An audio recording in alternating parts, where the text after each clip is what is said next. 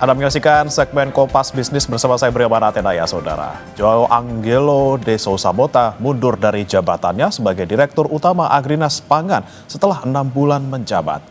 Agrinas adalah sebuah BUMN di bawah payung Danantara. Joao mengundurkan diri karena merasa tidak didukung pembantu presiden.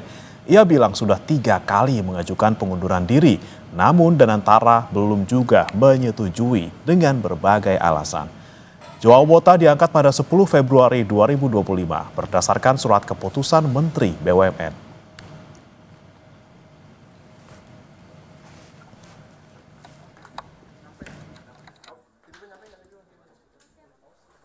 Terus terang saya merasa sangat malu dan merasa sangat bertanggung jawab. Segala sesuatu yang terjadi selama 6 bulan kami tidak dapat mewujudkan apa yang disampaikan, dicita-citakan oleh Presiden. Itu menjadi tanggung jawab saya. Oleh karena itu saya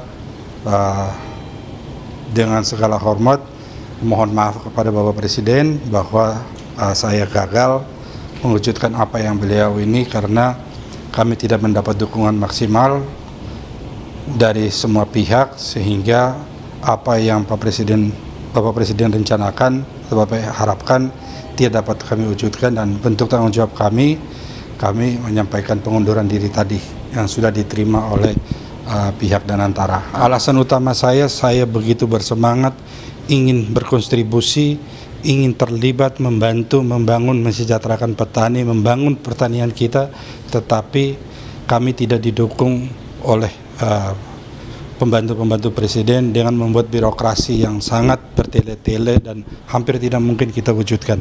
Sehingga saya mengambil langkah demi kehormatan saya, demi menjaga nama baik teman-teman, dan saya bertanggung jawab terhadap ketidakberhasilan atau kegagalan kami selama 6 bulan ini untuk mendukung dan mewujudkan petani sejahtera dan negara bisa berdaulat.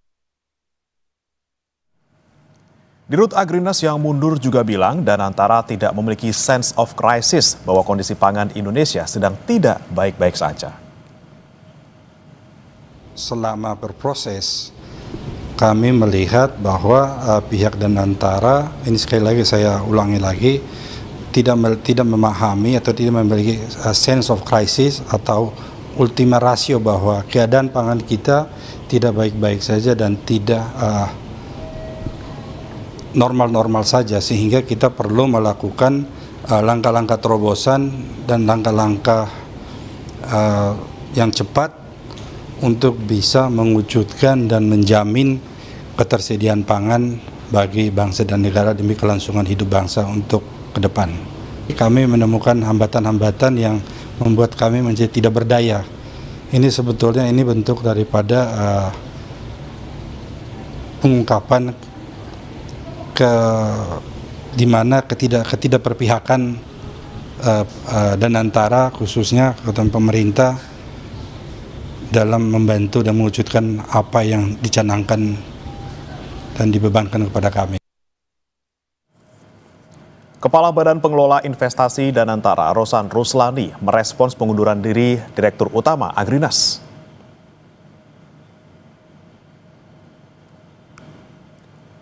Roslan bilang, saudara, Danantara Indonesia menghormati keputusan pribadi Bapak Joao Angelo de Sousa Bota untuk mengundurkan diri dari jabatan Direktur Utama PT Agrinas Pangan Nusantara.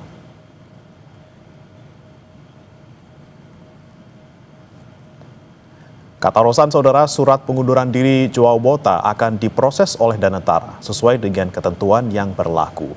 Keputusan ini kami hargai sebagai langkah profesional dan akan diproses sesuai dengan ketentuan serta tata kelola perusahaan yang berlaku, kata Rosan.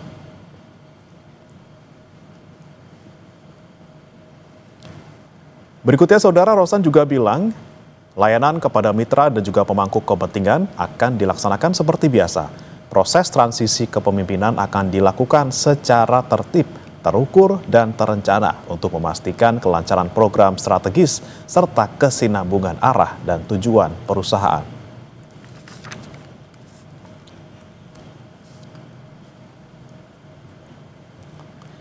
Kemudian saudara, apakah pengunduran diri Joao Angelo de Sousa Bota, Direktur Utama BUMN Agrinas Pangan, menjadi sinyal ada masalah besar di balik Danantara dan sistem pangan Indonesia? Kompas Bisnis akan tanyakan langsung kepada Direktur Eksekutif Selyos Bima Yudhistira. Selamat pagi Mas Bima. Selamat pagi. Ya, tadi kita simak bersama-sama pernyataan dari Dirut BUMN Agrinas Pangan Nusantara yang mundur gitu ya. Ada berbagai kalimat yang kemudian keluar dari mulut Joao terkait dengan Danantara. Apakah ini mungkin menjadi sinyal, Mas Bima, tata kelola Danantara ini belum rapi? Ya, ini saya pikir saya mengapresiasi ya mundurnya Direktur Utama dari Agrinas. Setelah 6 bulan dan beberapa kali mengajukan pengunduran diri, ini merupakan hal yang cukup langka di Indonesia. Ada direktur BUMN baru ditunjuk kemudian mengundurkan diri, dan alasan-alasannya ini bukan terkait dengan alasan moral, tapi alasan yang sangat profesional. Jadi ada alasan, salah satunya menyebut beberapa kali soal Danantara, itu mempersulit birokrasi, sehingga pengambilan keputusan, misalnya Agrinas kan mengerjakan food estate, itu luasnya 425.000 ya, dan akan diperluas lagi di beberapa daerah. Jadi kalau food estate ini adalah program prioritasnya Presiden, dan penunjukan dirut dari Agrinas ini juga atas restu Presiden langsung, justru kehadiran Danantara mempersulit itu. Sehingga birokrasinya Agrinas ke Kementerian Teknis, misalnya Kementerian Pertanian dia koordinasi, kemudian ke Kementerian BUMN, tapi juga harus ke Danantara. Karena ini merupakan hal yang dari awal kita khawatirkan soal Danantara. Danantara ini tidak melakukan bisnis efisiensi, tapi justru memperumit koordinasi sehingga keputusan-keputusan strategis itu jadi lebih lambat tereksekusinya. Itu merupakan hal yang menjadi pukulan pertama saya kira dari Danantara. Kedua adalah pendanaan dari Danantara kepada Agrinas ini juga dipertanyakan. Danantara ini kan anggarannya sudah sangat besar dari dividen BUMN yang harusnya disetor ke APBN, sekarang dikumpulkan ke Danantara. Dengan anggaran yang begitu besar, kenapa program-program prioritas seperti masalah ketahanan pangan ini dikalahkan, di nomor 2 kan, bahkan bukan nomor 2, nomor sekian. Nomor pertamanya apa? Melakukan konsolidasi Garuda dulu, memberikan pinjaman untuk restrukturisasi utang Garuda. Kemudian kereta cepat Jakarta-Bandung. Ini kan harusnya yang ke depan yang dilihat. Jadi jangan hanya memikirkan BUMN ataupun operasional yang sedang bermasalah. Tapi yang ke depan ini loh, misalnya soal Agrinas dan ketahanan pangan. Ini harusnya menjadi salah satu prioritas listnya dari Danantara. Jadi Danantara ini terlalu sibuk untuk melakukan restrukturisasi dan konsolidasi dari BUMN.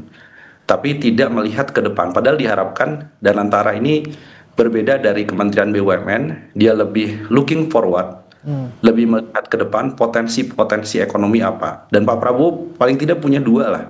Satu adalah ketahanan pangan, yang kedua adalah ketahanan energi, dan Agrinas salah satunya. Jadi Pak Joao ini melihat bahwa Danantara nggak serius mensupport. Jadi kalau dananya nggak disupport, mau apa? Apa yang bisa dilakukan?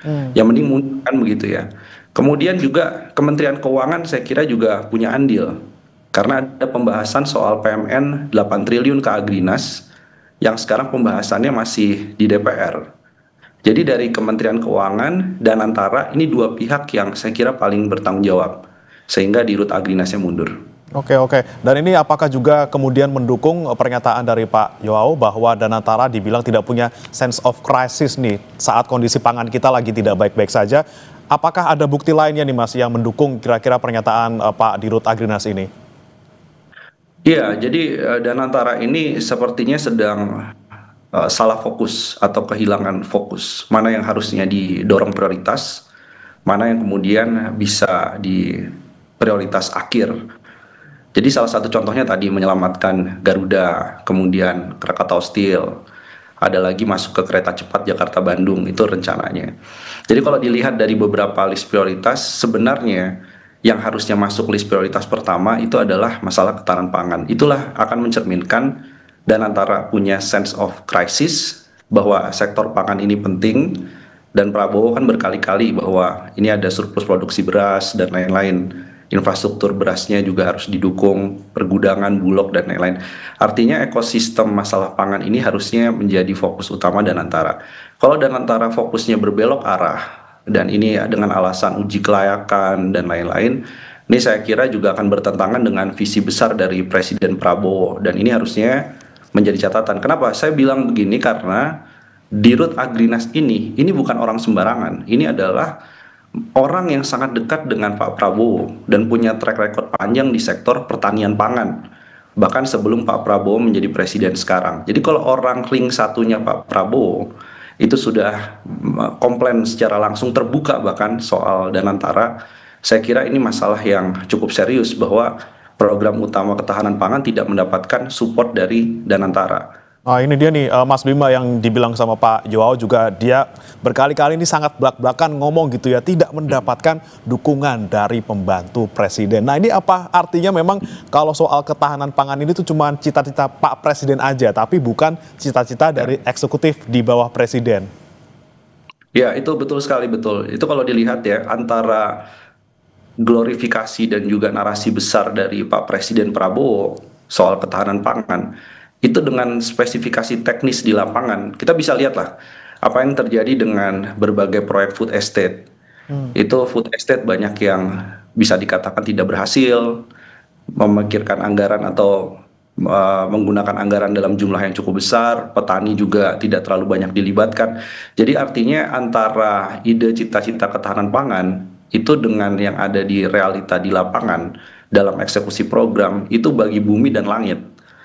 Dan ini yang tercermin langsung. Kalau misalkan yang bicara adalah kita ya sebagai masyarakat ya ataupun sebagai akademisi kan, mungkin akan dibilang bias dari sisi tidak mengetahui secara teknis di lapangan dan lain-lain. Tapi ini yang bicara adalah mantan dirut dari Agrinas yang dipilih oleh presiden, sehingga bobot kritiknya bahwa ada sense of crisis yang hilang, teknis lapangan yang kemudian tidak dipahami bahkan oleh Danantara. Ini saya kira masalah yang cukup serius dan kita khawatir bahwa pangan yang dipersepsikan atau diklaim surplus dalam jangka pendek ini ke depan sudah menimbulkan berbagai permasalahan. Jadi masalah utama pangan apa sih? Masalahnya salah satunya adalah intensifikasi pertanian, regenerasi anak-anak muda biar betah di sektor pertanian, nggak pindah profesi. Kemudian sektor pertanian butuh pembiayaan yang lebih terjangkau. Nah, ini bisa dilakukan sebenarnya dengan Agrinas, itu sebenarnya cita-citanya.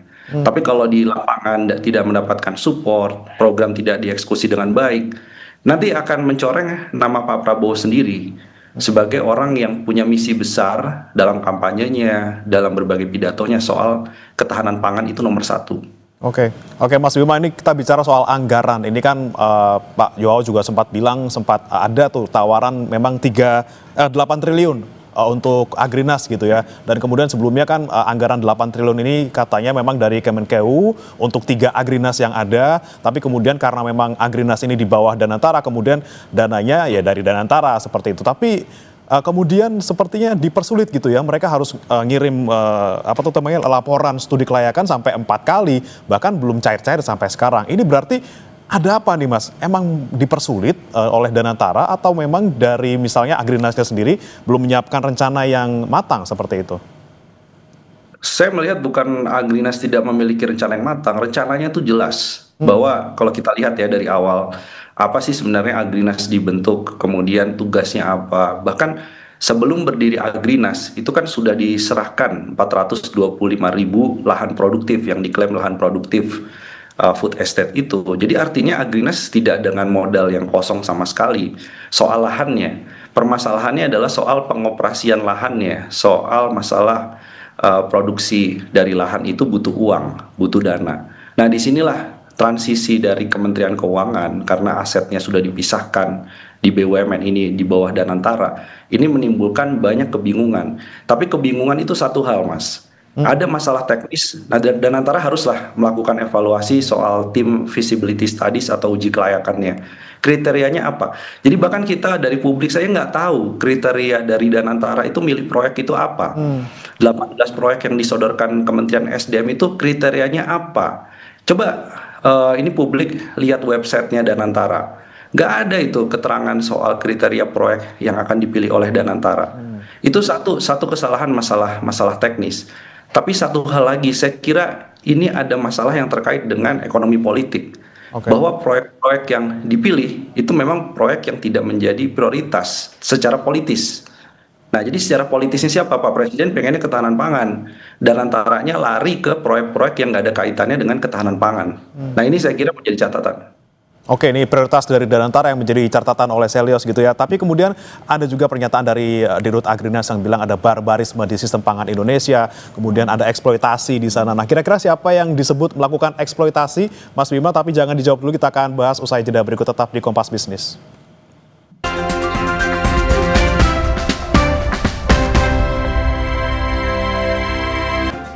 Kembali di Kompas Bisnis, Saudara. Tidak hanya bilang Danantara yang berbelit dan pembantu presiden yang tidak berpihak. Direktur Agrinas yang mundur juga mempermasalahkan sistem kerja di sektor pertanian yang barbar. Jadi barbarisme, kalau bahasa saya ya, maaf kalau agak kasar, eksploitasi yang luar biasa oleh para penggiling padi yang besar-besar terhadap petani kita yang hanya dijadikan buruh, dan mereka pun berani dan nekat menjual beras yang sama sekali banyak yang tidak layak, dan kita ditipu dengan melakukan oplosan-oplosan yang tidak sesuai dengan standar gitu. Jadi kalau kita bicara beras broken, yang saya pahami broken 5% itu adalah ukuran maksimum yang diberikan dalam pasar internasional sebagai bentuk daripada menghindari ada return, karena proses distribusi yang panjang dan proses transport yang beberapa kali berpindah itu akan menimbulkan pecahan.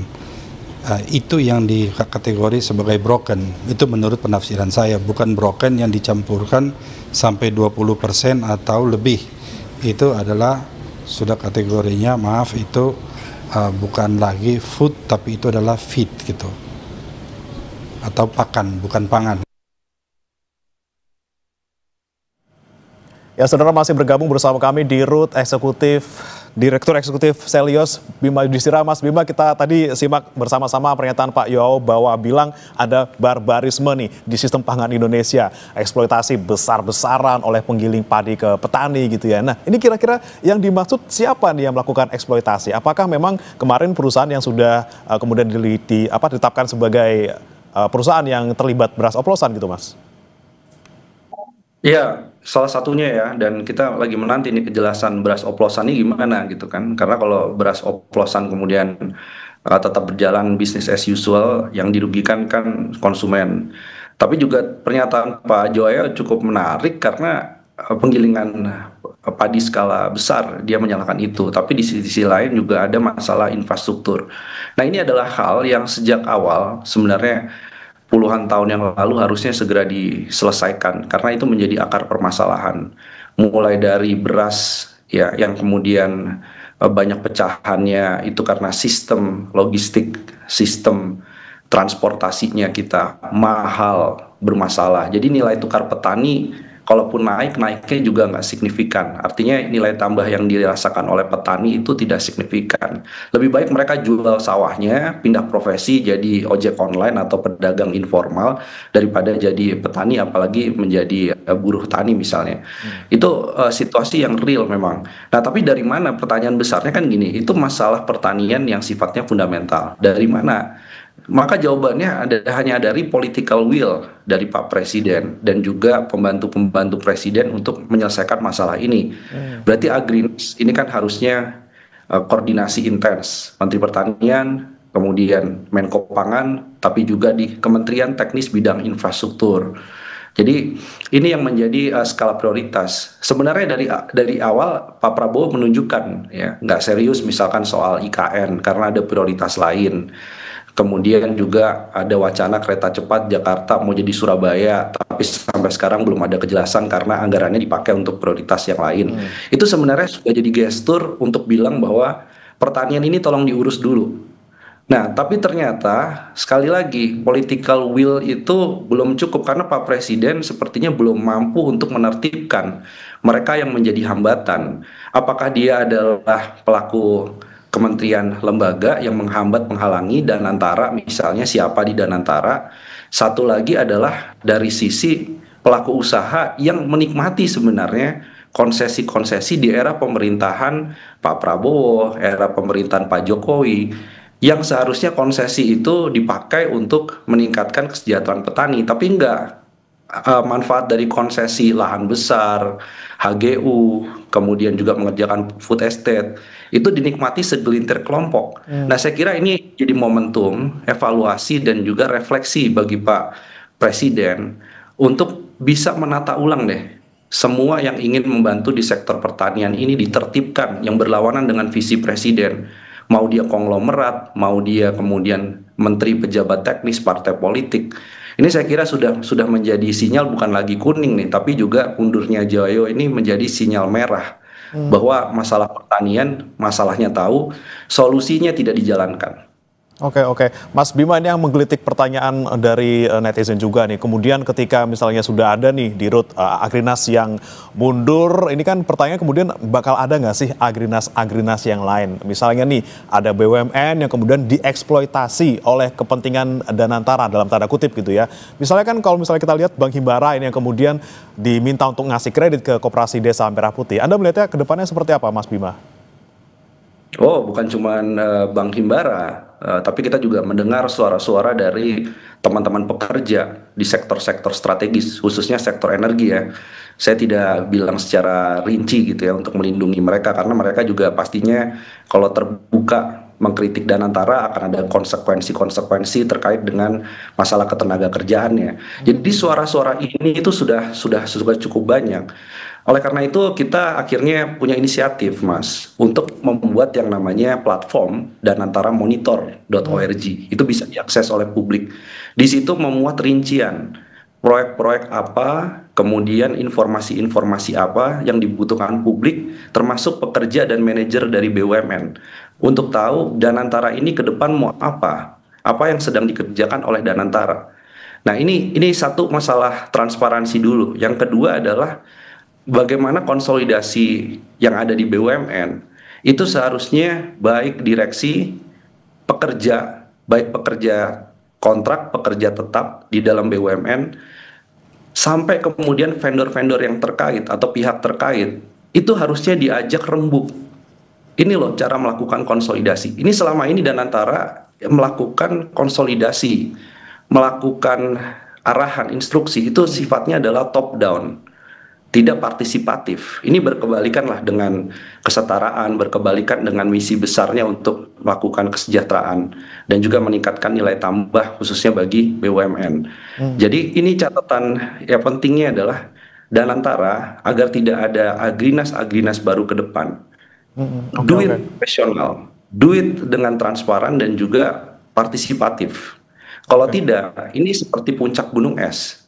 Yang lain nggak punya keberanian seperti Pak Joyo untuk secara terbuka mengundang media bilang saya dengan hormat ingin mengundurkan diri karena nggak dapat support Danantara. Tapi di sana banyak sekali yang punya pemikiran yang sama dengan Pak Joyo ini.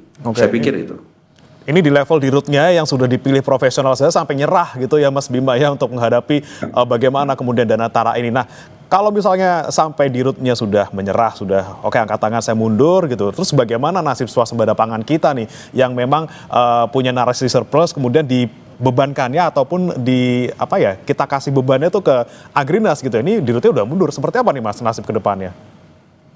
Iya, saya pikir saya juga punya pesan ya kepada para manajerial dan juga staf di Agrinas ya, bahwa ini masa krusial. Siapapun direktur utama baru yang akan diangkat oleh Danantara khususnya, ini harus betul-betul dijaga.